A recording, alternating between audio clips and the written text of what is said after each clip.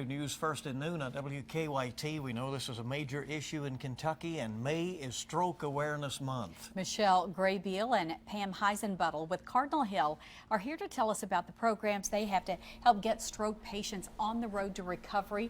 Thank you very much for coming in. Very important to do this. Tell us what are the programs that you have available that people might not be aware of? Okay. May is really Stroke Awareness Month, and I think people don't realize at all how common strokes are, particularly in this area. And you're right, we live in the stroke belt. I think people, I don't know about you, but when I grew up, I always thought people were much older than me, and I say that now, and and very sick before they had a stroke. But strokes happen at a much younger age. The average age used to be, well, close to the 70s, if not into the 70s. It's now much closer to 60, average age. Kids have strokes. More women have strokes than have breast cancer at this point. That's People amazing. don't realize that. 795,000 people in this country will have a stroke this year. And Michelle, a wide range really of debilitation, right? From real problems to some who can recover somewhat quickly. This is true.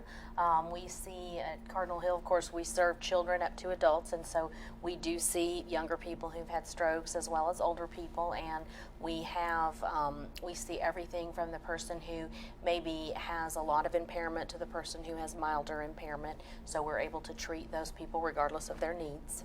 Well, certainly, I'm sure important to make sure that people recognize what those signs are so that they can get treatment very quickly. What are some of the signs? And you're going to be having a stroke screening clinic too. We are.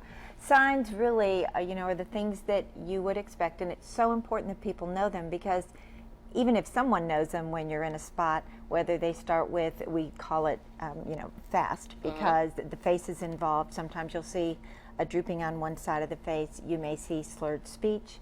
You may see that the arms aren't, if you ask them to raise their arms and one's down and not quite, or they have one side of the body that's starting to be a little bit numb, those kind of things. And the time is the really important thing. Time is brain. It's amazing how fast your brain cells start to die. Quickly. 3 screening times. We have there 7A to 9A, 11 to 1, and 3 to 5. And that's coming up on Wednesday. And what is that like quickly, Pam? Michelle, That's okay, either one. I pointed at one and said the other.